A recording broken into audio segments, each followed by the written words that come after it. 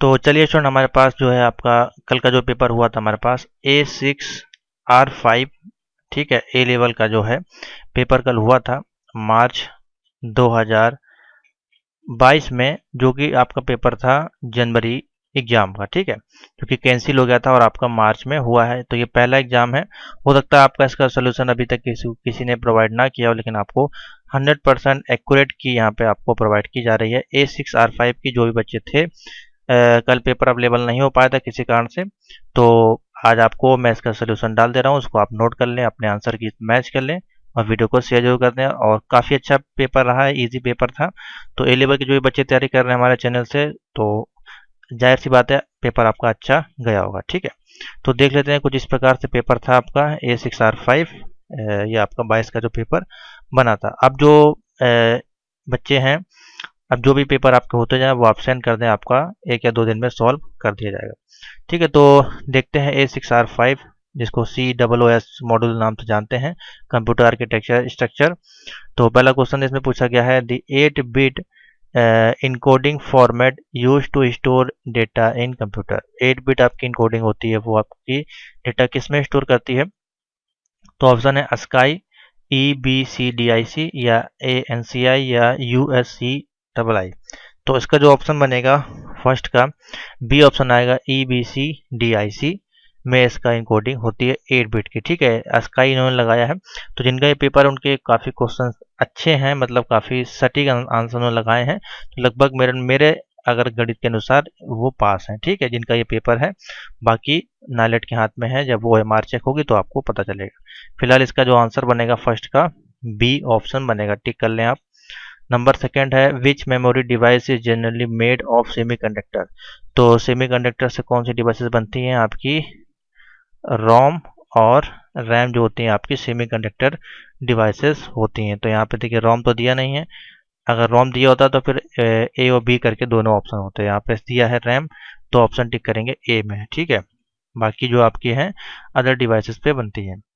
उसके बाद नंबर 3 है, टू एक्सटेंड दी, थोड़ा सा क्लियर नहीं है, मैं आपको बता दे रहा हूँ, जो भी बच्चे आगे की तैयारी कर रहे हैं या ओ लेवल वाले ए में जाएंगे तो उनके लिए भी हेल्पफुल होगी। To extend the connectivity of the processor bus we use.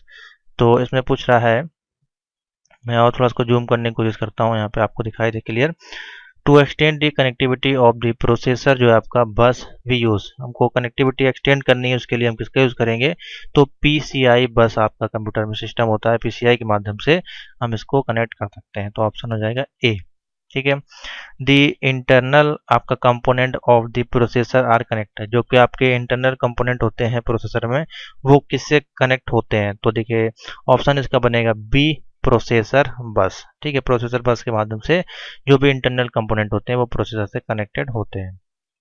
उसके बाद है फिफ्थ नंबर है, आपका कह रहा है, translate the logical address into a physical address is called 1.5 का ए हो जाएगा MMU, ठीक है। ए ऑप्शन हो जाएगा, बिल्कुल ठीक है इनका आंसर। 6 है, the method of synchronizing the processor with input output devices, in which of the devices send a signal when it is ready to, किस माध्यम से होगा यहाँ पे? तो सी हो जाएगा इंटरप्ट, बिल्कुल ठीक इनका आंसर लगाया इन्होंने। ऑप्शन हो जाएगा सी, इंटरप्ट, ठीक है। अगर आपने PDF नोट्स परचेज की होगी और थ्योरी पढ़ी होगी तो 100% आप इसके आंसर कर लिए होंगे, ठीक है। तो ये हो गया पार्ट 1। अब आते हैं 1.7 पे, ये है, ठीक है। तो 1.7 कह रहा है, the interval from the time of submission of a process to the time of completion is called 1.7 का आपका ऑप्शन जाएगा बी, ठीक है, टर्न अराउंड टाइम, ठीक है। बी ऑप्शन बनेगा 7 का, बिल्कुल 100% एक्यूरेट आंसर है। 1.8 है, which command is use to display the Unix version. Unix version आपको अगर प्रिंट करना है तो उसके लिए कमांड यूज करेंगे यूजर नेम और डैश लगा के आर, यू नेम इस प्रकार से रहेगा, डैश लगा के आर आप लिखेंगे तो आपका यूनिक्स का जो वर्जन होगा वो डिस्प्ले हो जाएगा कमांड प्रॉम्प्ट में, ठीक है। 1.9 है, which command change to file group owner. Owner का ग्रुप चेंज करना है तो CHGRP बिल्कुल सही इनका आंसर है।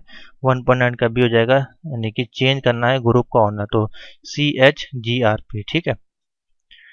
1.10 a parent process calling system call will be suspended until children processing terminated, तो इसमें हो जाएगा आपका 1.8 का ए हो जाएगा वेट प्रोसेसर, ठीक है।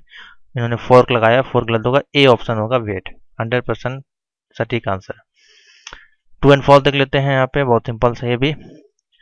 ए command given to the computer is called instruction, तो देखिए a set of instruction is called, इस प्रकार से होता है इसकी थ्योरी कुछ, लेकिन ये बोला है कोई कमांड उसको इंस्ट्रक्शन करने को हम क्या इंस्ट्रक्शन कहेंगे, तो बिल्कुल गलत है, ऑप्शन हो जाएगा फॉल्स हो जाएगा, ठीक है। बी है control bus is a group of lines used to the purpose of data flow, 2 point तो बिल्कुल ठीक है। कंट्रोल बसेस होती हैं, ग्रुप करती हैं लाइन्स, ग्रुप में आपको डेटा फ्लो करने का काम करती हैं। 2.3 है the basic circuit of storing information digital machine is called flip flop, तो बिल्कुल सही है। बेसिक फ्लिप फ्लॉप होता है वो आपका सर्किट में डेटा ट्रांसफर करने का, स्टोर करने का काम करता है, जो कि डिजिटल मशीन में आप उसको स्टोर करते हैं, ठीक है। 3 नंबर हो गया। 4 पे आते हैं। Implicit addressing is also called inherent addressing, तो ये फॉल्स हो जाएगा। इनहेरेंट नहीं बोलते हैं, इसको बोलते हैं इम्प्लिसिट। इम्प्लिसिट जो आपका एड्रेसिंग है, implicit addressing also called inheritance addressing, तो ये हो जाएगा फॉल्स, ठीक है।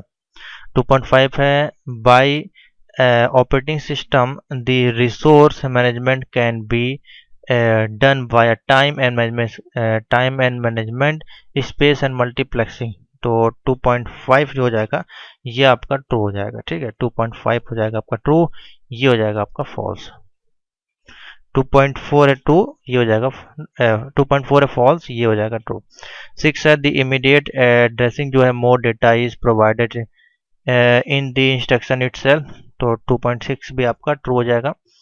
The memory mapped input output uses the different address space for both memory input output, तो ये बिल्कुल आपका ट्रू हो जाएगा, सही है। 8 नंबर है आपका An operating system is responsible for keeping track of where the data and program files are stored in secondary storage devices, 8 का हो जाएगा ट्रू, सही है। The main object of time sharing system is maximize process time, तो maximize नहीं होता है, minimize आपका करता है, तो इसका आंसर हो जाएगा false, ठीक है। Demand pegging brings all the pages required for the program into the main memory, तो ये हो जाएगा ट्रू, ठीक है। तो इजी थे क्वेश्चन और लगभग इनके आंसर ठीक हैं। तो अब आपको कितने नंबर मिले हैं नीचे कमेंट करके बताएं कि 10 में से आपको कितने मिले हैं और 10 ट्रू फॉल्स में से आपको कितने नंबर मिले हैं, कमेंट करके बताया करें, जिससे कि आपको हम रिप्लाई दे दें कि आप पास रहेंगे कि फेल होंगे, ठीक है। यहीं से पता चल जाता है आपका। अब आते हैं मैच द कॉलम पे, अपने आंसर मिला लें, बहुत ईजी है, सिंपल है। पहला है आपका रजिस्टर जो है आपका पूछा जा रहा है containing the address of next instruction, तो रजिस्टर एड्रेस आपका नेक्स्ट इंस्ट्रक्शन किस में देगा, ऑप्शन हो जाएगा सी, यानी कि इंस्ट्रक्शन एड्रेस रजिस्टर, ऑप्शन हो जाएगा सी। नंबर 2 है pen drive is also in example of, pen drive का एग्जांपल है किसका, फ्लैश मेमोरी का, तो ऑप्शन हो जाएगा ए। 3.3 है आपका पूछ रहा है कंटेंट एड्रेसेबल मेमोरी आपकी कौन सी है, तो 3.3 का बी हो जाएगा एसोसिएट मेमोरी। 3.4 है system calls create the new process is Unix, 3.4 का हो जाएगा एफ हो जाएगा, यानी कि फोर्क, मैं यहाँ पे लिख दे रहा हूँ फोर्क, ठीक है। 3.5 the number of processes completed per unit time is known as, 3.5 का हो जाएगा एच, यानी कि थ्रूपुट, मैं यहाँ पे लिख दे रहा हूँ। 6 है command use to record a user logging session in a file, 3.6 का हो जाएगा जी, स्क्रिप्ट। 3.7 है command is use to perform backup in Unix, backup लेने के लिए कौन सा कमांड है यहाँ पे, तो 3.7 का आई हो जाएगा CPIO command. Create a new file new.txt that is a concentration of file 1 dot text and file 2। तो इसके लिए ऑप्शन बन जाएगा, देखिए कैट कमांड का यूज़ करेंगे तो ये ऑप्शन आएगा जे 3.8 का हो जाएगा जे cat file text file 2 dot text और न्यू फाइल आपकी यहाँ पे क्रिएट हो जाएगी जिस कमांड के माध्यम से। ठीक है। 9 है computer data is transmitted block by block in transmission is known as. तो 9 का हो जाएगा यहाँ पे एम हो जाएगा। तो देख लेते हैं एम में क्या दिया है नीचे करके। तो एम में दिया है सिंक्रोनियस। ठीक है, तो 3.9 का हो जाएगा यहाँ पे एम, यहाँ पे लिख दीजिए, मैं 9 लिख दे रहा हूँ यहाँ पे। लास्ट है type of computer data transmission which is called start stop transmission is called, तो इसमें हो जाएगा एस्क्रोनियस, ये हो जाएगा 10 का डी हो जाएगा। ठीक है, यहाँ पे लिख लें आप, देखिए यहाँ पे लिखा है 3.9 का एम हो जाएगा और 3.10 का डी हो जाएगा। ठीक है, तो इस प्रकार से अपना मैच कर लें। तो बहुत इजी और बहुत ही सिंपल था, बहुत ही ज़्यादा ही सिंपल था आपका वाला पेपर। ठीक है, नेक्स्ट चलते हैं फिल इन द ब्लैंक्स पे, उसको भी देख लेते हैं। पार्ट 2 भी आपको दिखा देंगे, बहुत ही इजी आया था वो भी आपका। ठीक है, तो पहला है इसमें पूछ रहा है ISP स्टैंड फॉर, तो ISP इंटरनेट प्रोटोकॉल नहीं है, ये आपका CSA का क्वेश्चन है। तो इसमें हो जाएगा इंस्ट्रक्शन सेट प्रोसेस, तो हो जाएगा फर्स्ट का C। ठीक है, नेक्स्ट है the program is divided into operable part also is called. 4.2 का हो जाएगा यहाँ पे E हो जाएगा सेगमेंट, यहाँ पे हो जाएगा E segment. The method of assessing the input output device by repeatedly checking the status flag is called. 4.3 का हो जाएगा डी हो जाएगा। मैं देख लेता हूँ 4.3 है, डी हो जाएगा प्रोग्राम कंट्रोल इनपुट आउटपुट। ठीक है, डी यहाँ पे टिक कर लें, एकदम 100% की है आपकी, बिल्कुल भी मिस्टेक नहीं होगी आपकी। दी बाइनरी एड्रेस आपका दिया है इशू टू डेटा और इंस्ट्रक्शन आल्सो इज कॉल्ड। 4.4 का हो जाएगा आपका आई आ जाएगा यहाँ पे। देखते हैं आई में क्या दिया है, HI logical address. The binary address issue to instruction is called logical address. ठीक है, आई यहाँ पे टिक कर लें। कुछ आंसर इनके गलत हैं, इसमें कोई दिक्कत नहीं है। The method which offer higher speed of input output transfer is, तो इसमें हो जाएगा आपका DMA। DMA जो आपका हायर डेटा ट्रांसफर करता है, तो हो जाएगा यहाँ पे A। 4.5 का हो जाएगा A। ठीक है, the processes that the residing in main memory and are ready and waiting of execute are kept on a list is called। 4.6 है यहाँ पे बी ऑप्शन बनेगा, यानी कि रेडी क्यू, बी ऑप्शन बनेगा। देखिए एक ऑप्शन अगर गलत होता है तो सारे ऑप्शन गलत होते हैं यहाँ पे। तो देख सकते हैं आंसर यहाँ पे सब आपको नए दिख रहे होंगे जो आपने किए हैं।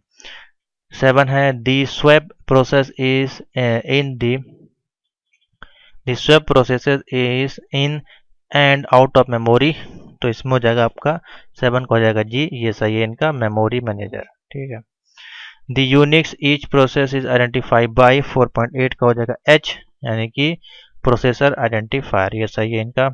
The only state transaction that is initiated by the user is called user process itself is, इसमें हो जाएगा L हो जाएगा, यानी कि ब्लॉक।